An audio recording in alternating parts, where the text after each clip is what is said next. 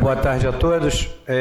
Nós vamos dar início a mais uma sessão clínica conjunta do Hospital Procardíaco com o Hospital Samaritano Paulista. Eu já cumprimento nossos amigos de São Paulo, Baruzzi, companheiros de São Paulo aí mais uma vez juntos. Obrigado pela parceria. E antes de dar início à sessão de hoje, alguns informes. Inicialmente eu queria falar da Sexta Consciência, dessa nossa próxima Sexta Consciência, que vai ser no dia 29, na sexta-feira. Dr. Marcelo Monteira vai estar coordenando essa sessão, o Marcelo estava por aí, e vai ser como diferenciar infarto agudo, Takotsubo e miocardite, com a introdução dos critérios apresentados pelo Marcelo Monteira, e a Ana Carla, residente, vai ser a apresentadora, tendo o Daniel Seto, o Evandro, o Amarino, a Ana Amaral, o André Feijó e o Arnaldo Rabichovski como debatedores. Eu queria ainda parabenizar o Dr. Eduardo Saadia e a equipe de arritmia do Hospital Procardíaco. O Dr. Eduardo foi premiado com melhor trabalho, melhor tema livre. Cadê o troféuzinho? Bota ali para a gente poder... A ablação o melhor tema livre com o tema ablação por catéter sem uso de fluoroscopia para o tratamento da fibrilação atrial persistente. Foi no Congresso Brasileiro de Arritmia e ele foi o primeiro autor, tendo todo o grupo da arritmia participando também desse brilhante trabalho. Então, mais uma vez, Eduardo, abrilhantando aí a vertente acadêmica do hospital, obrigado a ele e parabéns ao grupo da arritmia. Amanhã nós vamos ter uma data comemorativa do hospital, eu acho que já é do conhecimento de todos vocês. O Hospital Procardíaco faz 60 anos. Na semana passada, na sexta-feira, a gente já teve aqui uma cerimônia da unidade de emergência, coordenada pela doutora Ana Amaral. Foi uma cerimônia muito bonita, muito emocionante. E amanhã nós vamos ter a comemoração dos 60 anos do hospital como um todo. Vamos ter a presença aqui de alguns colegas da UHG, colegas da cardiologia do Rio de Janeiro, e nós contamos com a presença de todos vocês. Os colegas de São Paulo convidados amanhã. Baruzzi, obrigado aí pela pronta resposta ao convite, obrigado pelas palavras, e queria então dar início à sessão de hoje, inicialmente agradecendo a doutora Clara Wexler e ao grupo do Instituto Nacional de Cardiologia, mais uma vez essa parceria acadêmica que o Procardíaco tem com o INC já de longa data e que Antônio Sérgio frequentemente pode interfacear essas instituições e trazer pelo menos 2 vezes por ano. A gente tem recebido o Instituto Nacional de Cardiologia sempre com casos muitíssimo interessantes. Então, mais uma vez, muito obrigado aí pela disponibilidade de vocês para poder abrilhantar ainda mais a nossa sessão. Eu queria convidar o Antônio Sérgio, que vai ser o moderador dessa mesa, juntamente com a doutora Clara, para poder fazer a apresentação dos demais participantes. Obrigado, Antônio. Queria, em primeiro lugar, agradecer a Clara, que o André já agradeceu, mas eu quero reforçar esse agradecimento. A Clara está sempre disposta a trazer os casos interessantes lá que a gente teve a oportunidade de assistir lá no Instituto. A Mariana, que vai fazer a apresentação, que é a residente R2, né? Isso é R1. Poxa, você já atua como se fosse R2, está vendo? Então, o Cadu, que é o cirurgião que vai abrilhantar essa apresentação, espero que os senhores gostem. É um caso interessante. Obrigado, Ana Amaral, por ter... Ela não sabe nada do caso, aceitou o desafio, mas não tem pegadinha, não tem pegadinha. Eu vou pedir então para a Mariana fazer a apresentação. É um caso bastante interessante. Não tão comum assim, mas vamos ver. Obrigado, Maria. Bom, a gente inicia então a sessão clínica geral com o seguinte caso clínico. Uma paciente, sexo feminino, branca, 29 anos, natural de Nova Iguaçu, mas morava em Belford Roxo. Evangélica, casada e trabalhava em casa e tinha 2 filhos. A paciente chega queixando-se de cansaço num tempo de 1 ano já. A história começa em março de 2018, quando a paciente é encaminhada pela Unidade de Saúde Belfor Roxo para ao UNC para acompanhamento ambulatorial. A paciente referia dispneia naquele momento aos moderados esforços associada a palpitações. Os sintomas foram evoluindo progressivamente ao longo de 1 ano, quando a dispneia passa a ser aos mínimos esforços, e essa paciente então é internada em junho de 2019 na enfermaria de doenças orovalvárias. Naquele momento negava ortopneia, dispneia paroxística noturna, edema de membros inferiores, dor precordial ou síncope. Em relação à sua história pregressa, era uma paciente hipertensa, sabia ser hipertensa desde os 18 anos, foi logo após a primeira gestação, e ela relatava que tinha um sopro cardíaco desde a infância. Negava diabetes, dislipidemia, qualquer doença pulmonar ou da tireoide, não tinha sido submetida até o momento a nenhuma cirurgia e nem hemotransfusões. Negava alergia medicamentosa também. Em relação à sua história fisiológica, era uma paciente que tinha tido 2 gestações, 2 partos normais, e os ciclos menstruais eram regulares. Em relação às medicações que ela usava, eram alodipino de 5 mg ao dia, carvedilol de 12,5 mg de 12 em 12, indapamida 1,5 mg por dia e enalapril de 10 mg de 12 em 12, só que ela usava de forma esporádica por questão financeira. Em relação à história familiar, ela tinha uma mãe e irmãs que eram hipertensas. A mãe, além de hipertensa, também era diabética e dislipidêmica. O pai era desconhecido e a própria paciente tinha uma filha com rim único. Em relação à sua história social, era sedentária, etilista social, mas negava tabagismo e uso de drogas ilícitas. Essa paciente, então, chega na enfermaria em um bom estado geral, lúcida, orientada, anictérica, cianótica, hidratada, eupneica em ar ambiente. No momento, ela tinha uma pressão arterial de 172 por 70 milímetros de mercúrio e frequência de 90 batimentos por minuto, saturando bem em ar ambiente a 99%. O peso no momento era em torno de 64 quilos, com uma altura de 1,55 nos dava um MC de 26,7 na faixa ali do sobrepeso, com superfície corporal de 1,63. Em relação à avaliação cardiovascular, a paciente apresentava pulsos periféricos e centrais de amplitude aumentada, mas eram simétricos. O pulso carotídeo era um pulso em tipo martelo d'água, sem turgência jugular patológica. O ictus era palpável no 5º espaço intercostal na linha hemiclavicular esquerda. Era palpável VD e fechamento da pulmonar. O ritmo era cardíaco, o cardíaco era regular. As bulhas normofonéticas, componente A2 maior que P2 e B1 normofonética. E foi possível escutar um sopro diastólico aspirativo de 4 cruzes em 6, em foco aórtico, que tinha essa irradiação para a borda external esquerda baixa, e um sopro sistólico também, menos expressivo, 3 cruzes em 6, em foco aórtico e foco aórtico acessório. Em relação aos demais aparelhos, tudo dentro da normalidade, nada digno de nota. Diante desse sopro cardíaco, qual seria a causa? A Ana não conhece o caso, né? Ana, por favor. Depois a gente aproveita o Monteiro que está ali, que o Monteiro adora doença orovalvar. Aí a gente faz pergunta dele. Bom, a gente está falando aqui de uma paciente jovem, né, de 29 anos, que ao exame físico ela tem um exame físico compatível com uma insuficiência cardíaca, e a etiologia provavelmente dessa insuficiência cardíaca é uma etiologia valvar. Né? O exame físico que chama atenção pelos dados que vocês passaram é de uma insuficiência aórtica, então a gente está falando de uma paciente com uma insuficiência aórtica num contexto de uma paciente jovem. Né?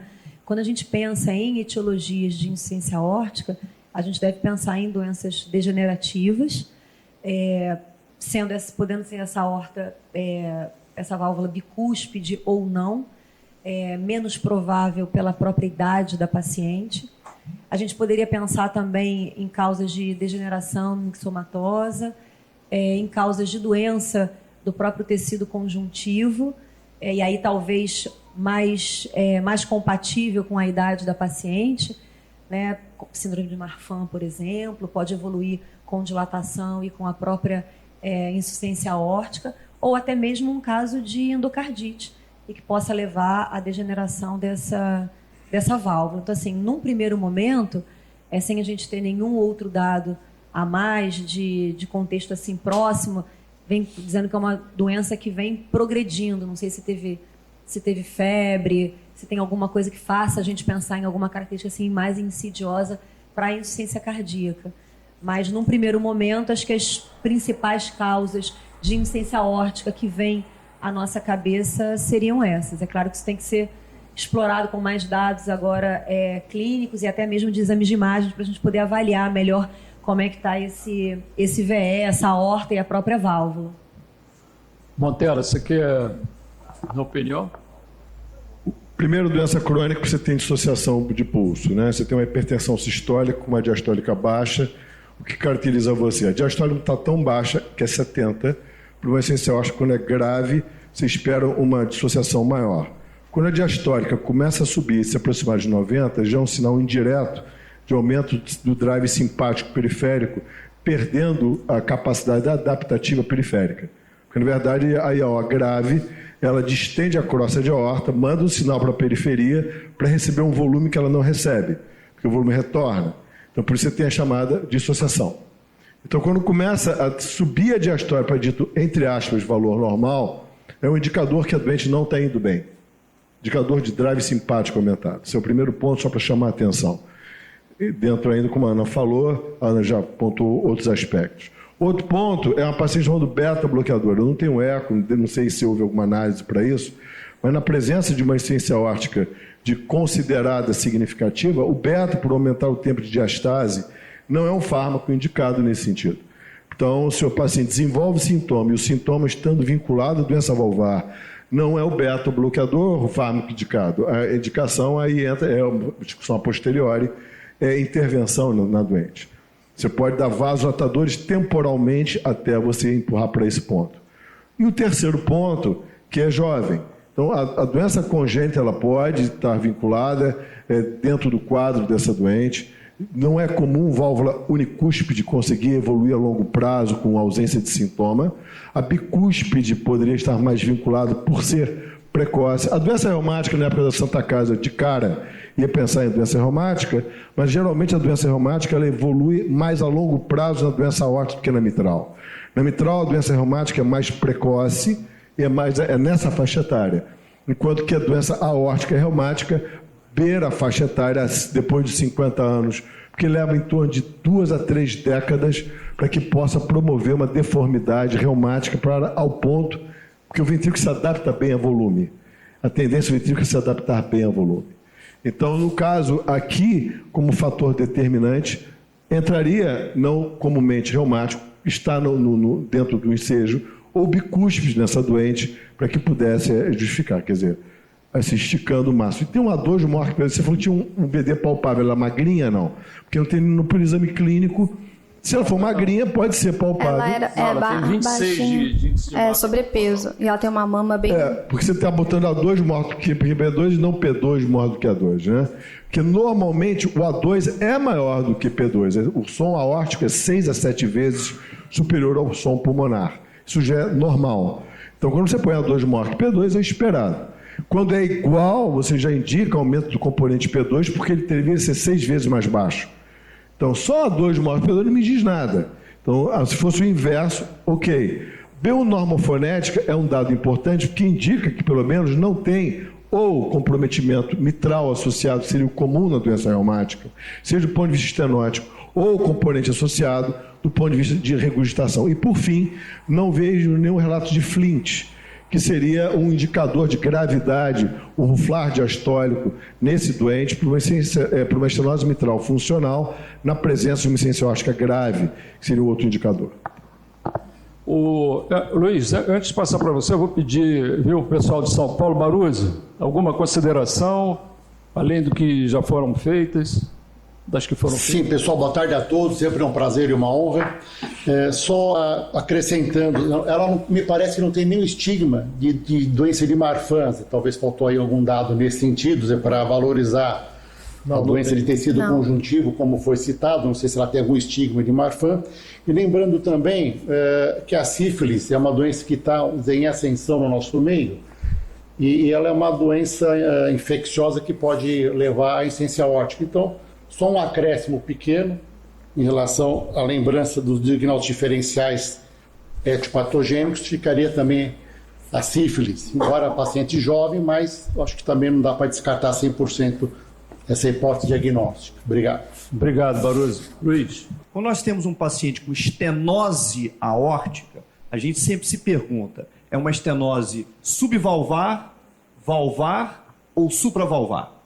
Quando nós temos um paciente com insuficiência aórtica, a gente pensa nas alterações primárias, congênitas e ou adquiridas, inflamatórias ou não, autossômicas dominantes ou não, de algumas doenças hereditárias, não congênitas, hereditárias, mas a gente sempre tem que se perguntar o que acontece na raiz da aorta e na aorta ascendente. De maneira que, dentro desse contexto, uma grave síndrome de IC, classe funcional 2 a 1 ano, 3 a admissão. Marcelo e todos os que comentaram anteriormente pontuaram muito bem sobre benefícios e algumas dificuldades sobre essa terapêutica. Manipular, do ponto de vista farmacológico, paciente com insuficiência aórtica grave é bastante complexo, sobretudo uma paciente que também é hipertensa. Isso talvez possa até justificar o uso daquela anlodipina numa paciente em classe funcional 3 da New York Heart Association. Então, apenas para chamar a atenção que quando nós formos para os exames de imagem, nós vamos ficar muito focados no plano valvar aórtico, mas muita atenção à raiz aórtica e à aorta ascendente. Porque mesmo sem exames, digamos, muito refinados, algumas hipóteses diagnósticas, além de Marfan, podem ser sugeridas. Então, eu sempre penso isso quando tenho uma paciente jovem, portadora de insuficiência aórtica grave, que não tenha dados epidemiológicos clássicos para doença reumática. Sempre digo aos alunos da UERJ, primeira manifestação da cardiopatia reumática é mitral. Segundo, mitral e aórtico em associação. Terceiro, aórtico, mas frequentemente não com insuficiência aórtica. Então, é um raciocínio clínico antes de qualquer dado de imagem. Eu só queria chamar a atenção, obviamente que eu sei o diagnóstico, aí a gente já fica tendencioso em falar qualquer coisa, né? Então, mas tem alguns aspectos do exame físico que são importantes, especialmente quando a gente fala sobre válvula aórtica bicúspide. Válvula aórtica bicúspide, a não ser que ela esteja extremamente calcificada, mas ela tem um dado que é, assim, patognomônico, chama-se clique de abertura da válvula. Então, assim, e ele é fantástico porque você escuta em todos os focos. Isso é que caracteriza o clique da válvula aórtica bicúspide.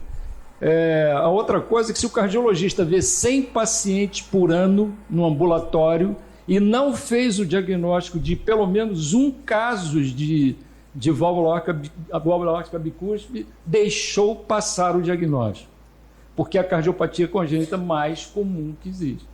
Então, na verdade, a válvula aórtica bicúspide é comum, e o cardiologista, o Marcelo estava na mesma sessão em que, numa sessão de amiloidose, em que a cardiologista falou que os cardiologistas têm que fazer pelo menos 2 diagnósticos de amiloidose por ano, não sei, eu acho que foi esse número.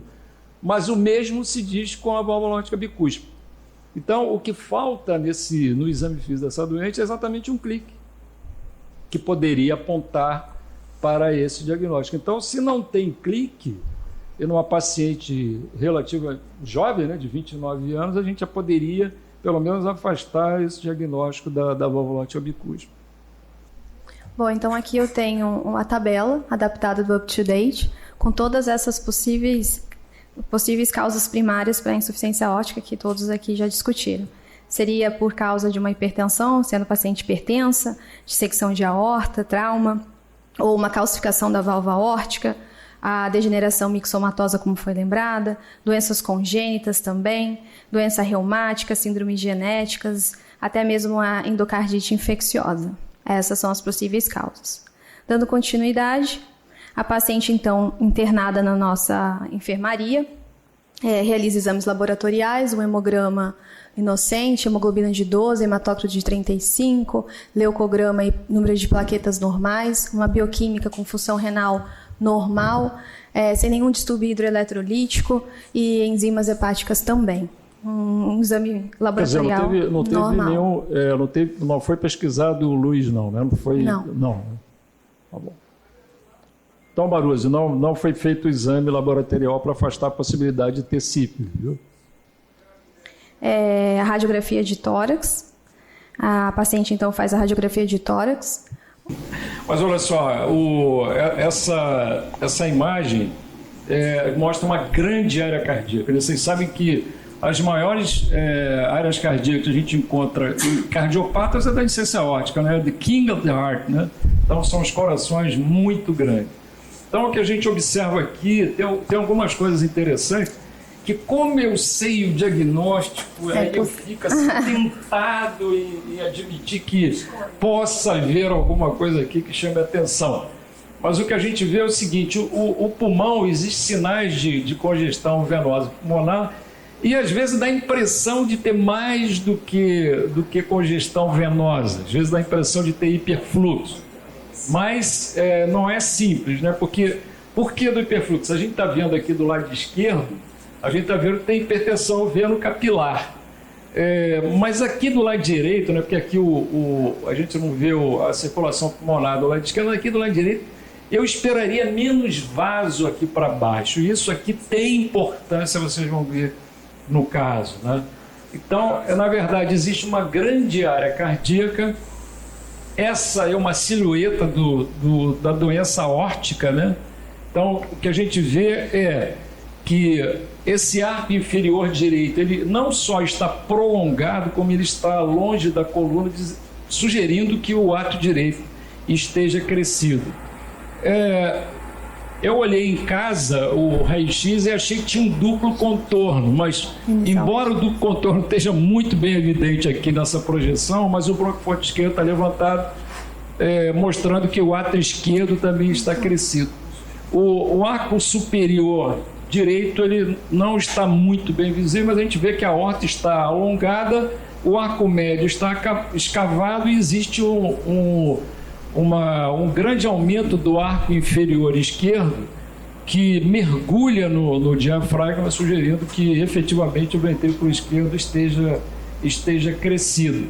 Uma coisa interessante é que uma moça de 29 anos, a gente fica preocupado que ela, se houver essa possibilidade de uma cardiopatia congênita, por trás disso ela não tem corrosão costal. E isso, muitas vezes, o exame físico não é simples, né, da coartação da aorta, especialmente quando vem associado com outras patologias e efetivamente não tem corrosão costal.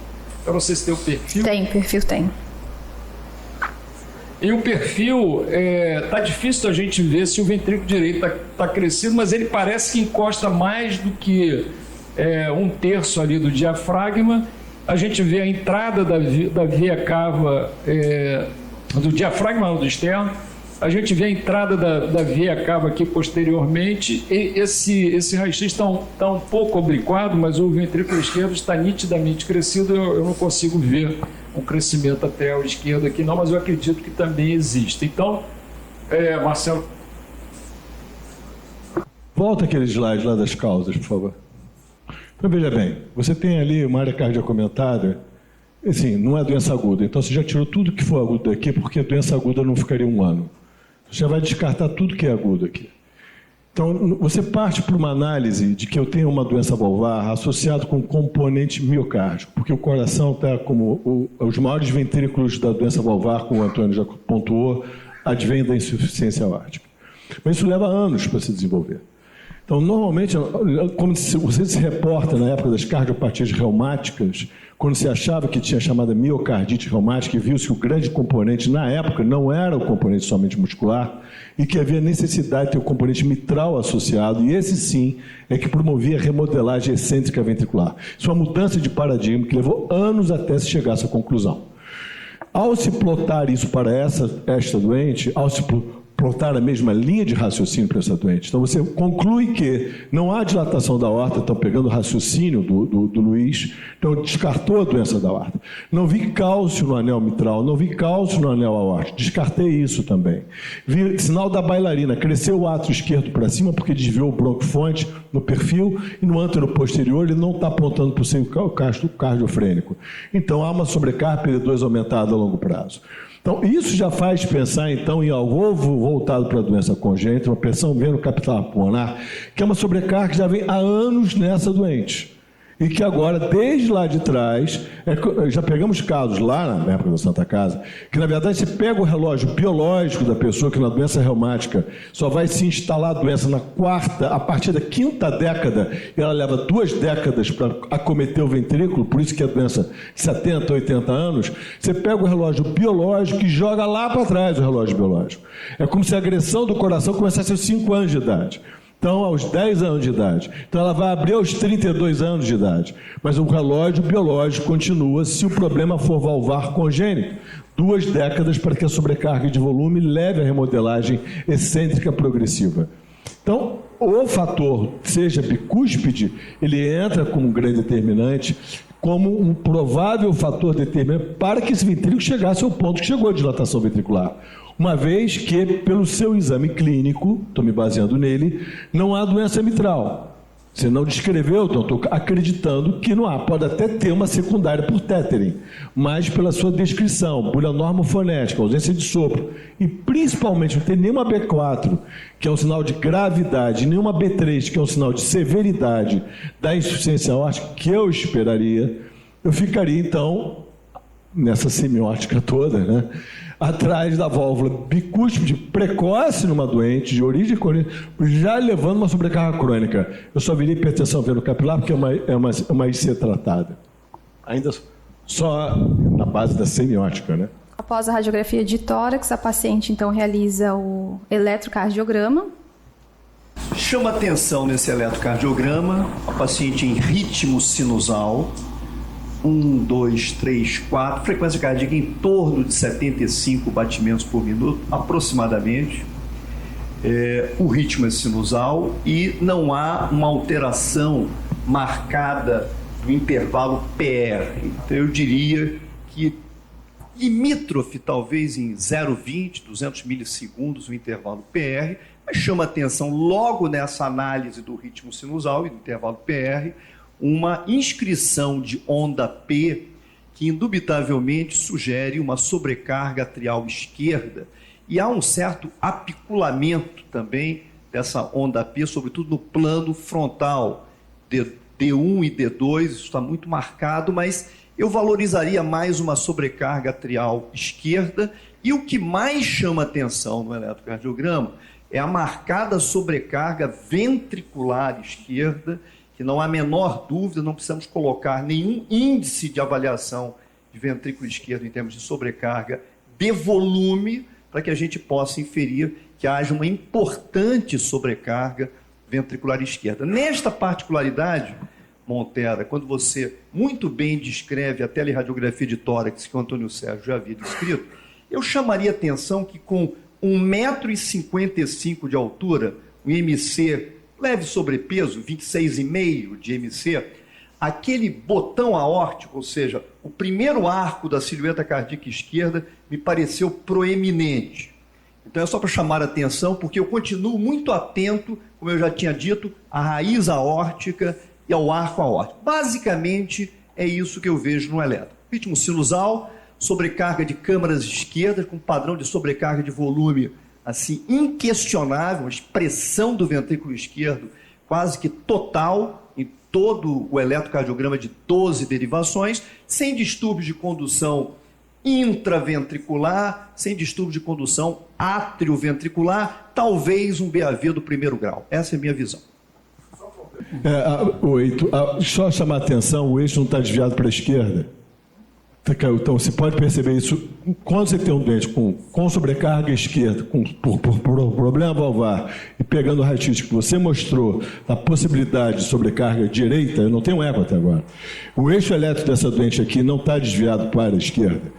Então, cadê? Tem uma rotação horária, tem um padrão S1Q3. Então, isso é um indicador indireto de sobrecarga direita pelo eletrocardiograma, junto com aquele raio-x, junto com a sobrecarga crônica, o que me faz pensar na possibilidade de hipertensão pulmonar. Eu não sei se ele descreveu certo A2 maior que P2, se não fosse um P2 maior do que A2. Até esperaria um P2 maior do que A2, e não pode ter tido um erro de digitação, porque acredito eu, porque normal é ser A2 maior do que P2. Tá? E só lembrando, Luiz, na IAO importante, é comum você ter uma dilatação do arco aórtico, principalmente do botão aórtico, justamente porque você tem um volume ejetivo maior sobre a aorta, então é comum você ter uma expressão ali da aorta, em decorrência da IAO importante.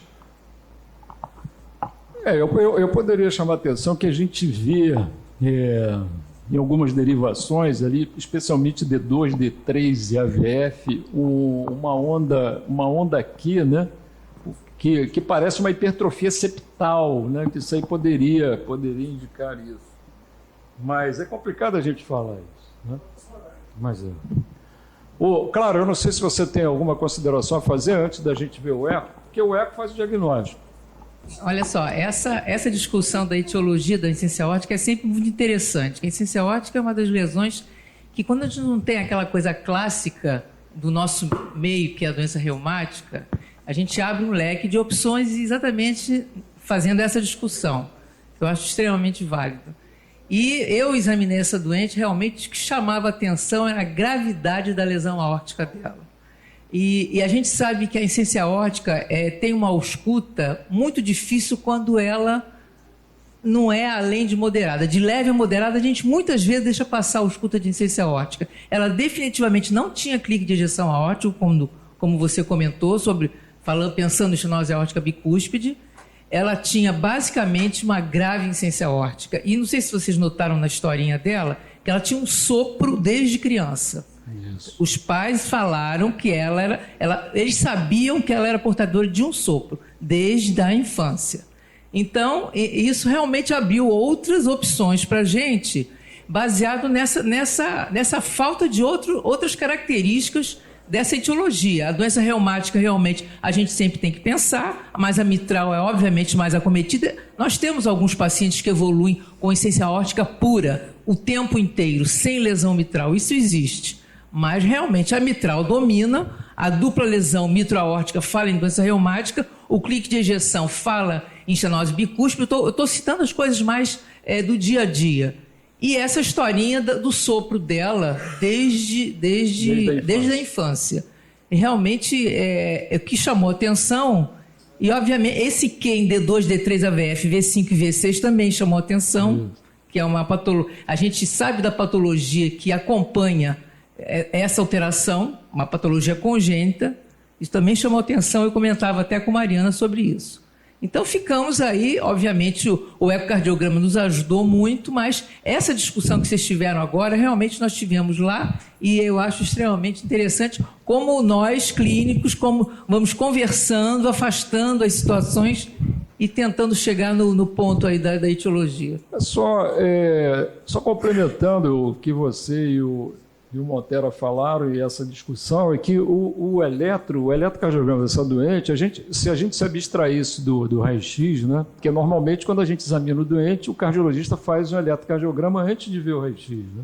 Então, na verdade, isso já denotaria a presença de uma doença crônica, né? Porque é difícil uma doença aguda causar todas essas alterações. Eu acho que isso é um dado importante, mostrando a gravidade da doença, né? Porque uma doença que se exterioriza, né, o fenótipo da doença com uma hipertrofia ventricular esquerda significante, né? Então, isso é um dado que não se pode deixar de levar em consideração, especialmente quando a gente tem a queixa da paciente, a gente tem o exame físico da paciente e juntando aqueles tijolinhos do diagnóstico, né?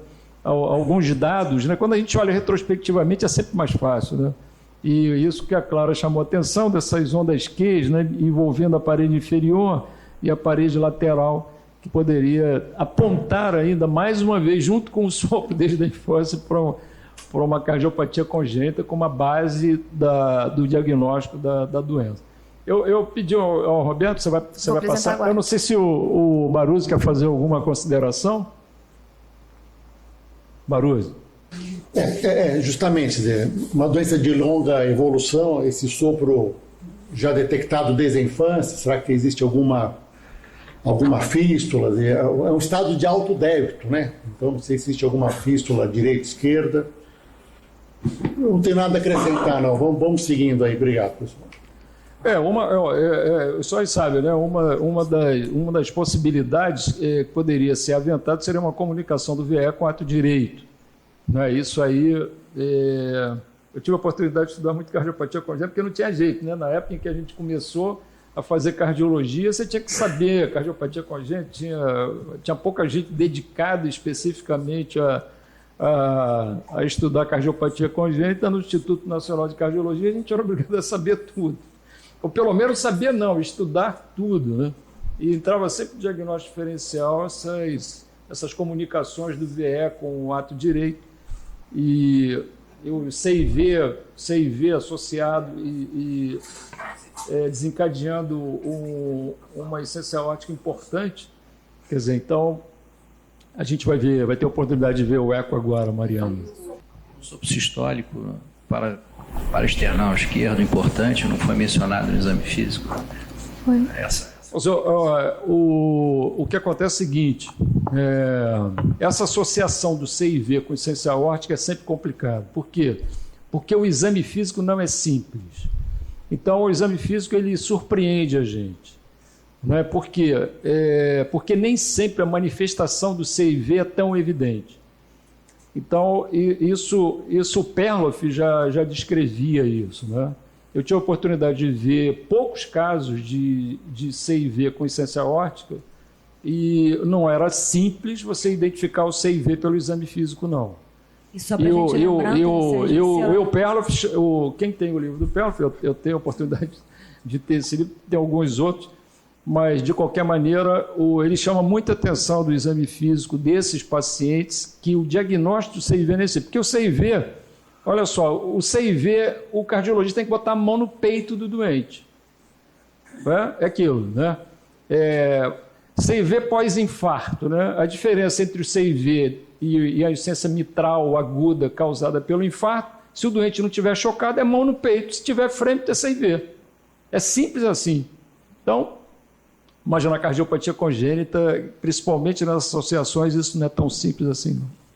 E lembrando que se ela tem esse diagnóstico desde a infância, uma vez dito que os pais, como a própria Clara falou, que os pais dizem que desde a infância tem uma história de um sopro, o CIV que é mais fácil a gente escutar, que a gente escuta é um CIV pequeno, né? E até para ela poder ter chegado aos... Seria muito evidente no exame físico, exatamente, né? Um Roger, né?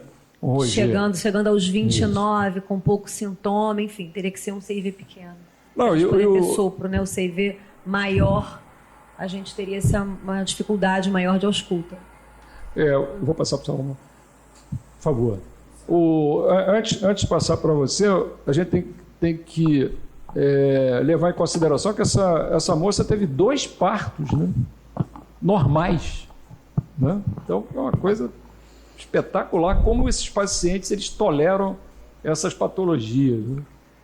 Eu estou me lembrando agora que eu tive um caso, que eu acompanho até hoje, um senhor que tem já hoje 50 e poucos anos, mas que eu acompanhei desde jovem, ele tinha uma insuficiência aórtica.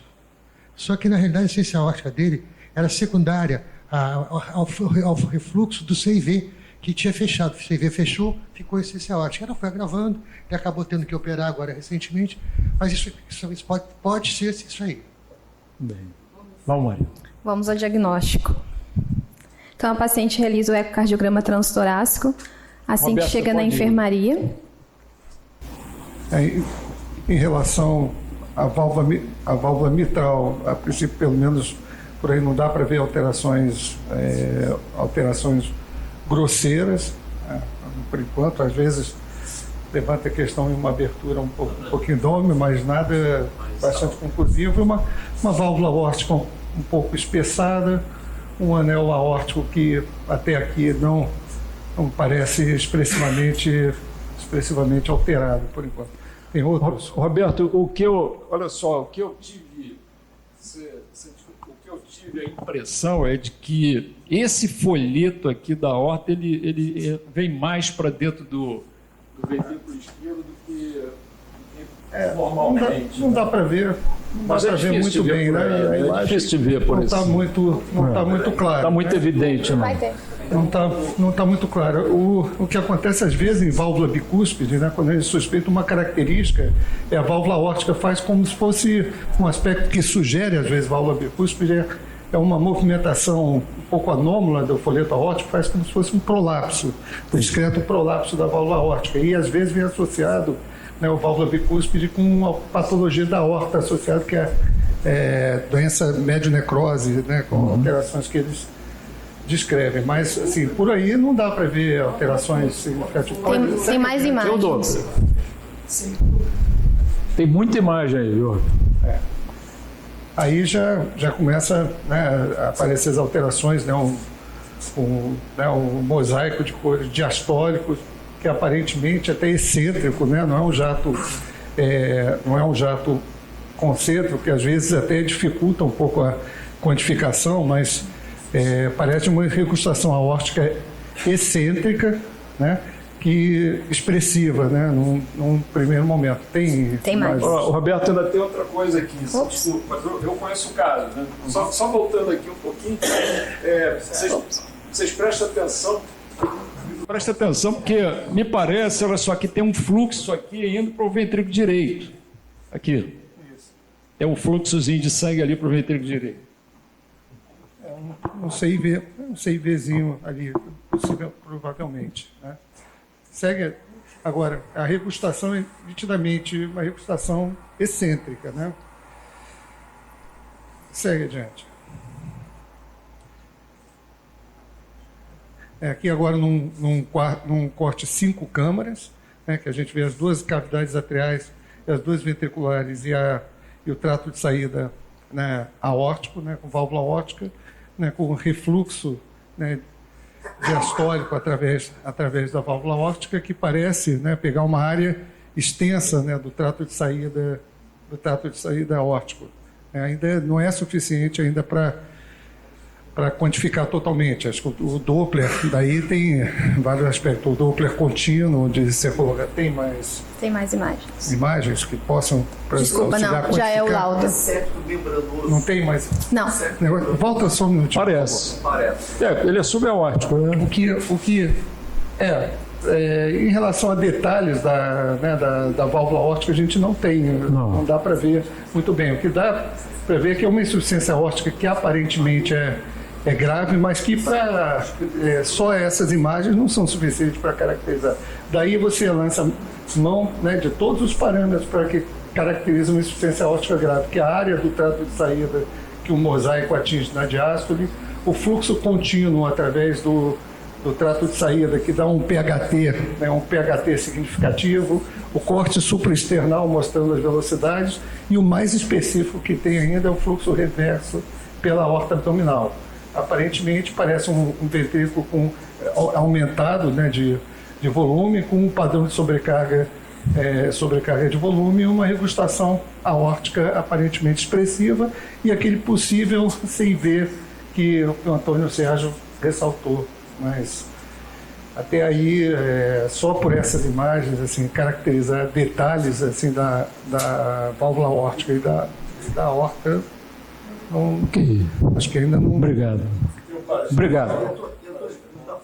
Não, a gente só pegou essas 3 imagens. Nós vamos ter que acelerar. Não, viu, um outro pessoal? dado muito Porque importante, senão só não vai para dar valorizar que, independente do pequeníssimo CIV, provavelmente em septo membranoso, não há nenhuma sobrecarga ventricular direita, traduzida pelo ecocardiograma. O ventrículo direito, em princípio, tem diâmetro e desempenho contrátil absolutamente normal, e volto a chamar a atenção. Quer dizer, eu quero incidir, eu não conheço o caso, enfim, mas esse é sempre o meu raciocínio clínico. Ainda mais se tem um CIV no septo membranoso, eu fico sempre atento a essa estrutura do esqueleto fibroso do coração, do tecido conjuntivo do coração, e volto a bater na tecla do anel aórtico e da aorta ascendente, ou seja, raiz e a aorta ascendente. Eu não quero absolutamente fazer um contraponto às observações do Roberto, não tenho essa qualificação, mas me pareceu o anel um pouco dilatado.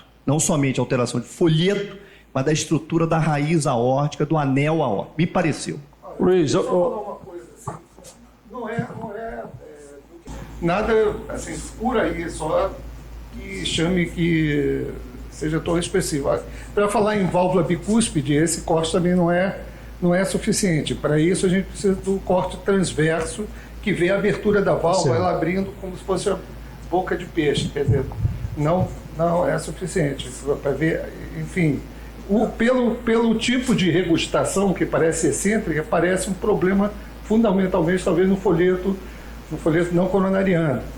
Mas, né, que o Antônio Sérgio até chamou a atenção em relação à movimentação. Pode ser que... Vamos lá, Roberto, que a gente vai ter que acelerar, senão não vai dar tempo. A gente já ficou 20 minutos, praticamente 15 minutos, né? Mariana. Bom, então a gente tem o laudo desse eco transtorácico. Aorta de 3,4, um átrio esquerdo de 3,9, um VE diastólico de 6,8, um VE sistólico de 4,4. As cavidades esquerdas aumentadas com HVE excêntrica, função sistólica tanto global quanto segmentar preservadas, com uma fração de ejeção de 65% pelo Simpson.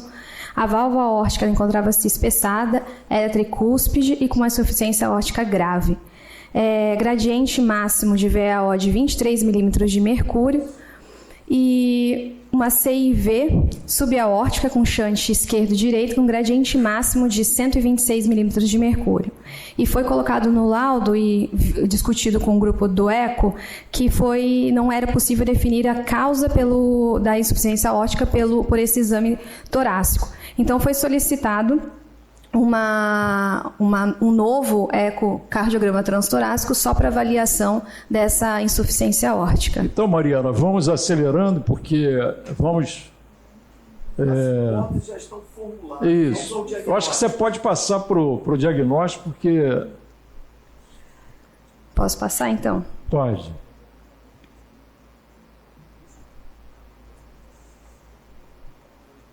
Então, na verdade, o que a gente vê ali é o CIV, né?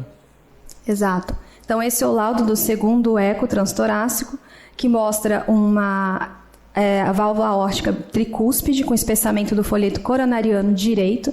Não foi possível descartar prolapso dessa folheto e, associado a isso, uma comunicação interventricular restritiva.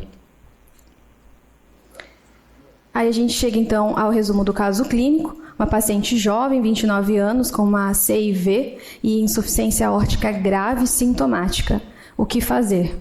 Tomamos uma conduta clínica, ajustamos as medicações antipertensivas ou vamos por uma conduta cirúrgica? Fazemos a troca valvar dessa válvula aórtica com uma prótese metálica ou biológica e o fechamento da CIV, ou fazemos a plastia, também com o fechamento da CIV ou apenas o fechamento da CIV. Vocês vão me permitir de ouvir duas opiniões apenas do Baruzzi, lá de São Paulo. Baruzzi, por favor, depois a Ana. Sim, a paciente está evoluindo, me parece, no momento já com muito limitada a sua classe funcional. Classe funcional 3, pelo menos, pelo meu modo de entender. Então, ela já vem tomando uma série de medicamentos, o beta vale a pena manter ou não, mas assim, de qualquer forma tem diurético, tem vasodilatador, e ela está em classe funcional 3. Ventrículo esquerdo começando a dilatar, então não sei se ainda há espaço para tratamento clínico. A ideia de levar a paciente para a cirurgia, troca de válvula, fechando a CIV, acho que são questões que a gente pode aí evoluir um pouco, mas eu acho que o tratamento clínico já está no limite. E a cirurgia me parece aí uma apresentação, eu acho que uma decisão precoce até, quer dizer, eu acho que já está em vias de levá-la para a cirurgia. Eu acho que a conduta clínica está mais ou menos já, vamos dizer assim, superada. Acho que agora é a conduta cirúrgica para essa moça. Ok, Baruzzi, obrigado. Ana, por favor. Eu concordo com o Baruzzi, eu acho que essa paciente já tem indicação cirúrgica, uma paciente jovem com uma perspectiva de vida pelo menos relativamente longa, uma paciente de 29 anos, extremamente sintomática, com uma insuficiência aórtica grave, já com crescimento de cavidades esquerdas, eu acho que não tem mais o que a gente pensar. e o tratamento clínico não cabe para ela, a gente tem que pensar num tratamento cirúrgico. A gente sabe que sempre que a gente puder preservar a válvula, é melhor para esse paciente, ainda mais em se tratando de uma paciente jovem. Então, a gente precisa, talvez, ter uma análise melhor dessa válvula, junto com a equipe cirúrgica, e definir se é possível preservar essa válvula e fazer algum tipo de reparo, um tipo de plastia e fechamento do CIV. Em não podendo, obviamente, tem que realizar a troca valvária, e talvez para essa paciente fosse o melhor uma prótese metálica. Eu vou pedir para a Clara fazer um comentário, Clara, a respeito disso que a Ana falou, da tentativa de preservação. Existe algum dado que a gente possa se basear para orientar isso, ou é o cirurgião que define? E aí a gente passa para o Cadu, porque senão a gente não vai ter tempo de ter todo o caso descrito aqui. É óbvio que se a gente conseguir manter a válvula da paciente, é o melhor dos mundos, né? A moça de 29 anos, não tenho dúvida que o reparo de válvula aórtica, para mim, o fechamento de CIV seria a melhor opção. Mas, ao ecocardiograma tradicional que nós temos aí, fica, às vezes, muito difícil o cirurgião se posicionar. Eu converso muito com o Cadu sobre isso, lá no hospital, e tem determinados pacientes que ele vê o eco e define a coisa como reparo ou não. Essa paciente em particular, nós discutimos esse caso e ficou a coisa no meio do caminho. Ele, de início, eu não sei se ele vai lembrar disso, mas de início ele propôs uma cirurgia convencional de troca de válvula e fechamento de CIV. No caso aí seria uma prótese metálica, 29 anos, já com 2 crianças, então ficou mais ou menos isso. Mas sempre o reparo, e é uma coisa que chama a atenção do Cadu, que ele gosta de tentar o reparo de toda forma. Então, a primeira opção dele sempre é reparo. Então, e ele insiste nesse caminho, que eu acho extremamente interessante, e deixa sempre em banho-maria. Esse caso em particular, sempre a conduta final é do cirurgião, que ele vê a anatomia ali na hora. Às vezes o transofágico ajuda, um tridimensional ajuda, mas, na verdade, a visão do cirurgião que sempre define o que vai ser feito. E isso aconteceu com essa doente. Nós saímos da sessão lá de cirurgia com uma proposta de troca, de prótese metálica, e o reparo ficou quase que em banho-maria, meio esquecido. A verdade foi essa. Então, vamos passar para o... Mariana, eu sei que você fez uma revisão da literatura, mas a gente está... Não, eu entendo. Assim, além do tempo, e a gente quer ouvir o Cadu, porque essa é uma definição importante, né, Cadu? É porque tem um vídeo que seria bem interessante. Aí o Cadu fica à vontade. Aí. A gente só tem que terminar às 13h30. Vamos lá, Cadu. Bom, inicialmente, obrigado pelo convite, agradecer ao Antônio Sérgio, a doutora Clara. É muito bom a gente fazer parte de um grupo, de um verdadeiro ratinho, né, nessas discussões.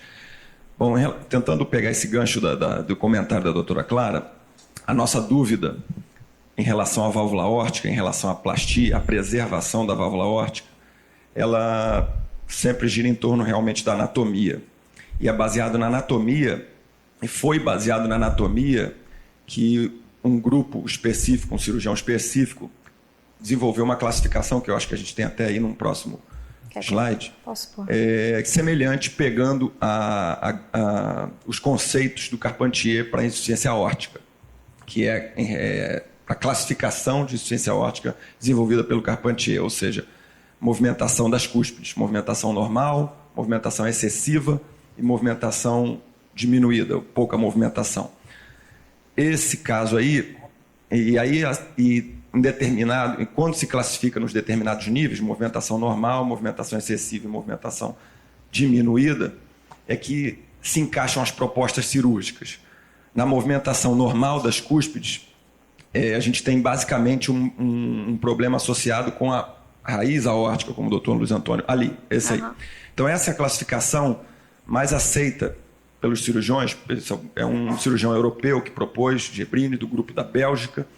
A gente teve o prazer de ficar lá um tempo, por me interessar. Eu tive o prazer de ficar um tempo lá por me interessar muito nesse tema. Então, é exatamente isso. Tipo 1, a gente tem a movimentação normal, mas temos problemas acessórios, ou seja, a dilatação da aorta ascendente, isolada, a dilatação da aorta ascendente junto com a raiz raiz da aórtica, isso envolve junção sinotubular, seio e anel.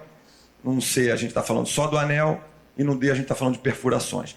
E baseado nessa classificação, embaixo, logo abaixo, aí não, a gente não colocou para não expor logo de uma vez, no caso da nossa sessão lá do Laranjeiras, mas embaixo de cada ponto, né, de cada tipo, a gente tem a proposta cirúrgica. Vamos direcionar logo para tentar ser mais objetivo. No caso da nossa paciente, se tratava do tipo 3. E, infelizmente, é um tipo de... a movimentação da cúspide é restrita, né? É pouca movimentação, ela está retraída, ela está deformada. Infelizmente, esse é o pior cenário para reparo. Então, talvez foi por isso o nosso raciocínio. A gente está desenvolvendo essa expertise juntos, né, com casos. Isso vem de uma experiência de 4 anos, se eu não me engano, onde foi o primeiro caso que a gente operou lá no Laranjeiras, com sucesso, obviamente. Depois tiveram insucessos, sucessos, e a gente está construindo isso aos poucos. Mas a gente sabe que isso, óbvio, graças a Deus, mundialmente, é o pior cenário onde a cúspide está deformada. E aí, da mesma forma, no raciocínio da válvula mitral, quando a gente tem uma cúspide deformada, o reparo sempre fica mais complicado. Então, por isso, a gente para um pouco, pensa e não se enche tanto de esperança, porém, a tentativa sempre deve existir. E a decisão, sem dúvida nenhuma, de partir para uma plastia é quando a gente vê o grau de deformação, o grau de acometimento da cúspide, quantas cúspides estão acometidas. Uma só, obviamente, é melhor do que 2 e do que as 3. No caso dessa paciente, era só uma cúspide, a cúspide coronariana direita, as outras 2 com alturas e pontos de coaptação perfeitos, mas a direita completamente deformada, pequena e retraída. E esse é o ponto interessante do caso, a etiologia dessa retração, que eu acho que já ficou discutido aqui, que foi a CIV, causando essa retração, um efeito Venturi, puxando isso no decorrer de 29 anos, com essa CIV, puxando aquela cúspide coronariana direita, retraiu ela completamente, ficou uma cúspide pequena, bem pequenininha. Enfim, isso já é a visão cirúrgica, não sei se tem aí a foto. Na verdade, a gente sabe, né? Existem 2 tipos de CIV, né? O CIV supracristal e infracristal, né? Então, na verdade, ambos os tipos eles são capazes de promover a insuficiência aórtica. Eu aprendi isso lá no curso do Carvalho.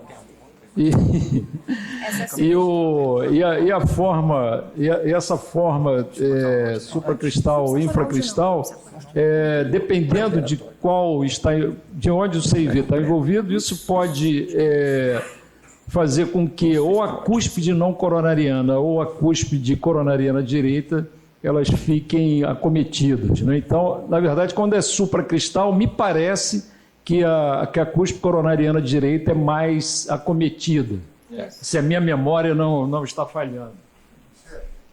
Bom, aí a gente consegue ver, isso foi o eco na sala, imediatamente após a indução.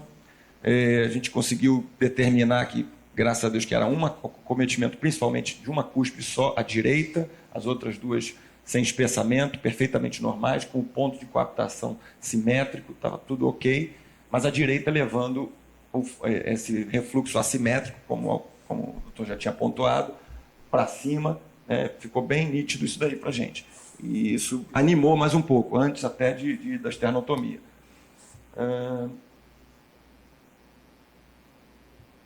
Aquilo que acho que foi o senhor Antônio Sérgio que havia falado, a cúspide direita ela não tinha o comprimento, a altura igual às outras 2, ela vinha só até aqui, não sei se vocês estão vendo, era uma cúspide bem pequenininha, então funcionava como um prolapso, né? Apesar da movimentação dela ser bem pequenininha.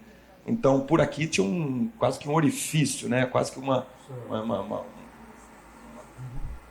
ponto onde era livre, né? O refluxo subindo para a mitral.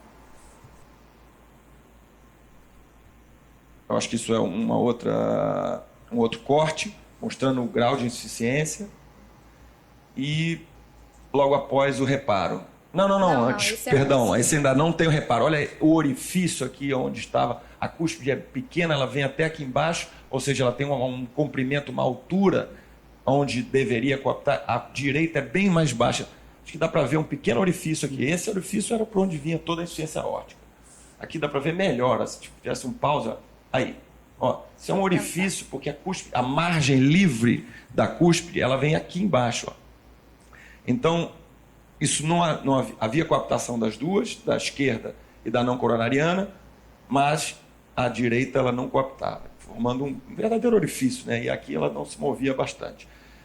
Enfim, a proposta aí passou, a gente conseguiu formular melhor uma proposta, e a proposta foi tentar aumentar essa cúspide que se tornou retraída, obviamente depois do fechamento do CIV. O fechamento do CIV não foi uma coisa muito complexa, pela ortotomia mesmo e a abertura da válvula, a gente já conseguia ver o CIV, um pequeno orifício de 1 centímetro e pouco, e a gente fechou com um PET pericárdio bovino, simples, um PET mais forte ali, que a gente prefere usar esse tipo de material. Mas no caso da cúspide direita, que era pequenininha, a gente não usou o PET pericárdio bovino, usamos o pericárdio dela, autólogo, tratado. A gente retira, resseca, coloca em soro fisiológico gelado, até a gente preparar, fazer toda a exposição. Aqui está a válvula, eu estou tentando mostrar, se o vídeo foi feito com celular, enfim, não tem uma definição muito boa. Estou tentando mostrar que a cúspide está pequenininha e a gente aumenta ela, ou seja, mede o comprimento da cúspide, a altura dela, e tenta ajustar junto com o nó de Arantes de todas as outras duas, as outras duas cúspides. Enfim, vamos lá. Graças a Deus a cirurgia foi bem sucedida. Você vê que é o PET do pericárdio. O pericárdio, obviamente, é uma estrutura mais espessa, né, do que uma cúspide normal. A cúspide normal é um tecido bem mais frágil, bem mais simples. Então aqui fica bem evidente que é uma cúspide tratada, né, que é uma cúspide, que é um material diferente da cúspide. Isso é um problema, mas infelizmente hoje nós não temos material que se assemelhe a uma cúspide normal, né? Então a gente tem, isso é uma grande discussão, tem muito estudo aí tentando desenvolver pericárdio celularizado, tratado, o próprio pericárdio autólogo. Lá no Laranjeiras, o que a gente tem disponível, isso não é uma má opção. Existem alguns trabalhos mostrando que o próprio pericárdio do paciente calcifica menos do que alguns pericárdios bovinos. Então, acho que foi a opção que a gente achou. Graças a Deus, o movimento dela ficou razoável, ficou, eu diria, bem aceitável. E o ponto de coaptação, graças a Deus, coincidiu com as outras duas. Quer dizer, a gente ouve toda a técnica, a gente aumenta ela, mede. Não pode ficar nem mais alta, porque senão as outras funcionam como prolapso, nem mais baixa, porque senão ela continua prolapsando. Tem que ficar num ponto ideal. E eu acho que esse caso a gente conseguiu ter sucesso. Muito obrigado, Cadu. Tem mais alguma coisa? Tem um outro... Não, tem só o inventário. Aqui eu não sei se dá para vocês verem, fica difícil, né? Repara que tem sangue. Realmente lá a gente tem o tempo da cirurgia também, a gente às vezes não prefere não parar muito para tirar foto, né? Enfim. A gente está vendo que isso é um trabalho artesanal do cirurgião, né? Então, eu vou mostrar então o eco. Do que isso.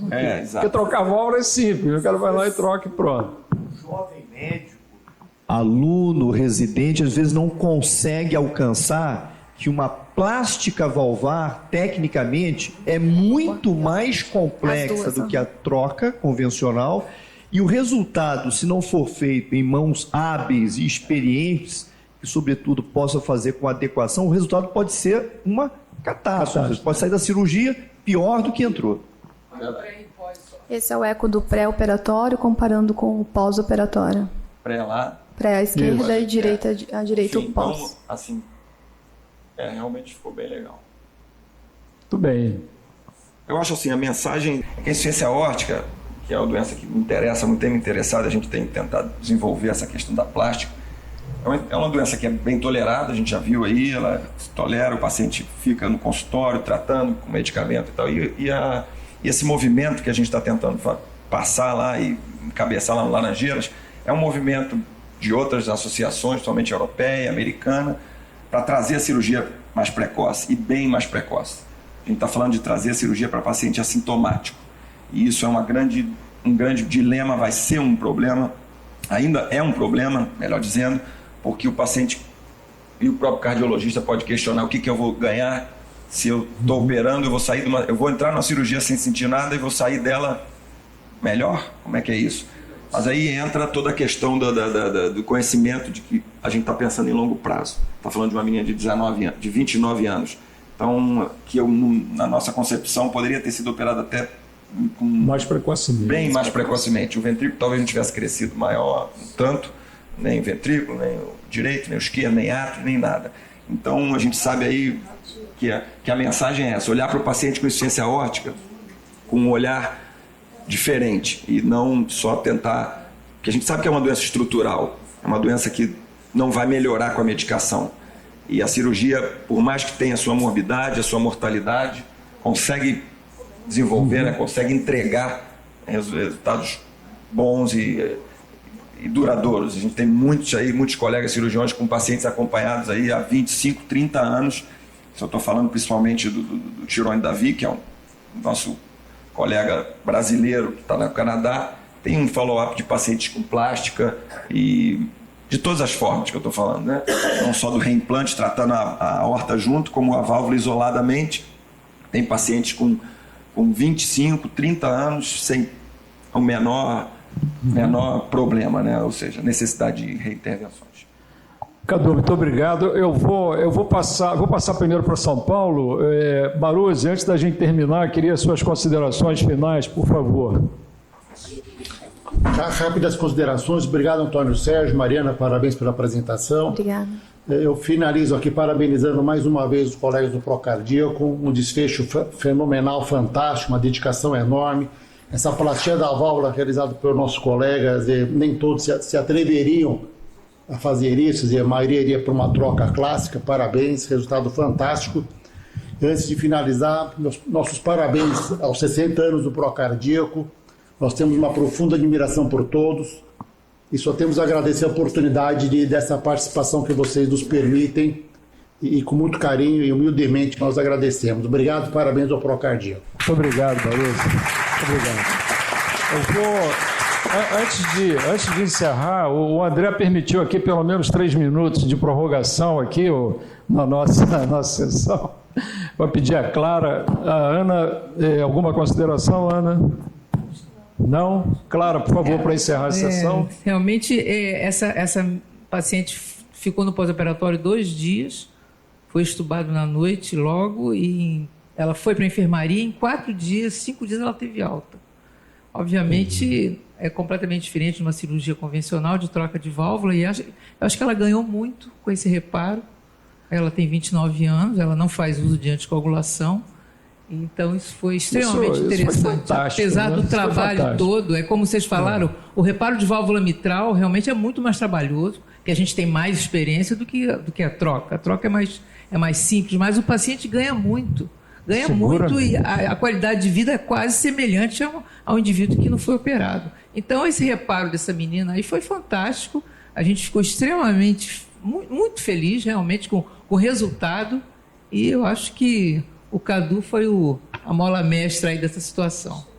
Eu queria agradecer a todos. Só uma consideração. Quando eu fiz a minha formação em cardiologia, o Carvalho dizia o seguinte: CIV igual a cirurgia.